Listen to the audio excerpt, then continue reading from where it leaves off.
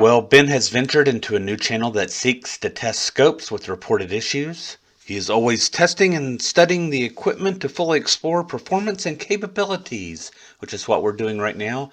Not to worry, we don't have these scopes on a rifle. They're mounted on a tripod, so no cattle are in danger.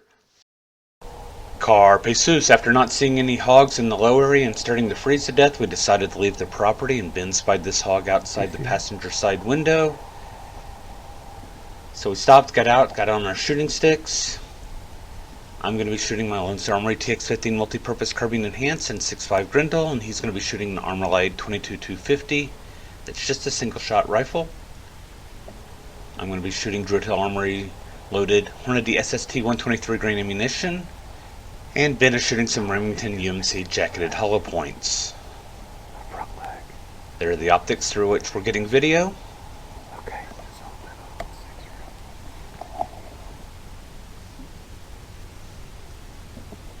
Shoot it anywhere you want. You're gonna go for the head? Cool. Ben called the headshot, and for giggles and grins, I decided that I was going to shoot it in the head as well. You can count down this time. So I'm going to let him do the countdown so that I'm more steady. 2, 1. And no way the hog is going to withstand 2 impacts to the noggin. Brass Catcher by Tactical Brass Recovery. Coming in at just 90 pounds, I don't think this boar needed 2 shots to the head, but that's what he got. And it wasn't like he was going to run away very quickly. He only had 3 legs.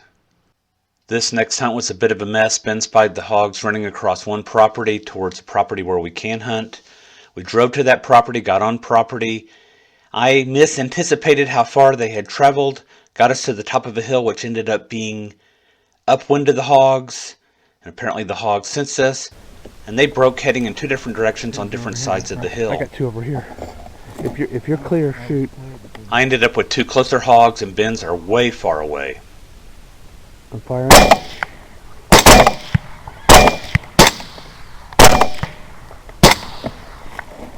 Coming up on your left. My 2 hogs are gone, so I moved to join Ben. And I am dismayed at how far away the hogs are.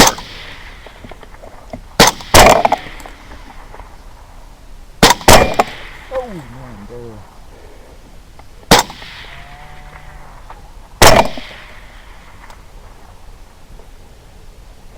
Too far. Ben's last 2 cross across the fence to another property, and we are done. So we came away with a 130-pound boar shot multiple times.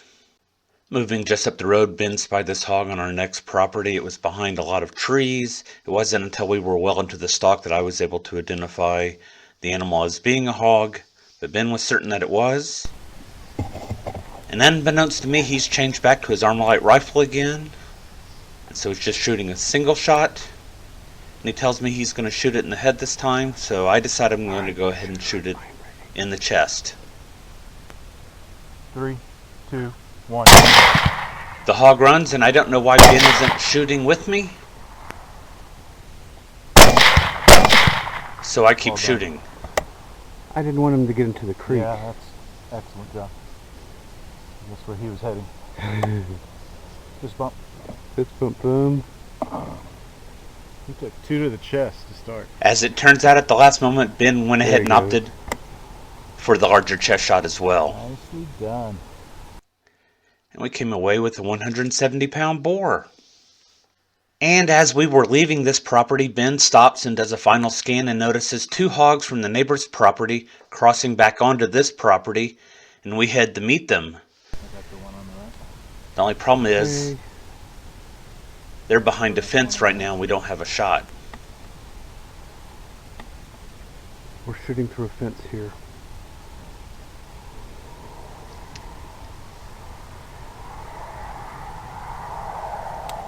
And then the hogs dip down into a creek.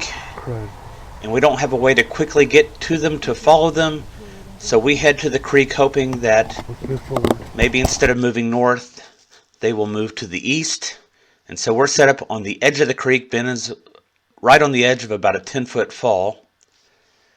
And we found the only opening in the woods that we can find, and it's not a good opening. I've got branches on my side. It's clear off to the right where Ben is.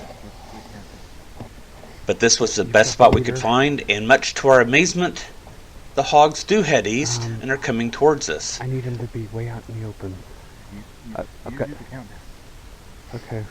And so I'm complaining to Ben about the limbs in front of my way, and I need him to move farther to the right to be out in the open. Unfortunately, the hogs split apart and are no longer together. And at this point, I'm afraid that Ben's hog is going to move through our opening into trees blocking his view. Oh. We're going to go for it.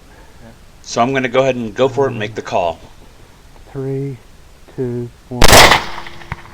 Go shoot, mine goes down.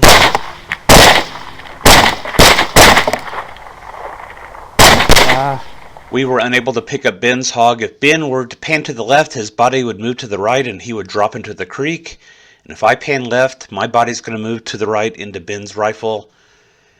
And so we ended up with just one hog down. We did look for his hog, but no luck finding it. And the one hog down was a 165-pound boar, and he did it for our night. In Carpe Analysis, the Trauma Diaries number 40, I will take a look at our shooting, and on 2 of the hogs we did bullet recovery, and one of them did a fairly decent necropsy, and so we'll be taking a look specifically at the Hornady SST 123 grain bullets loaded by Druid Hill Armory.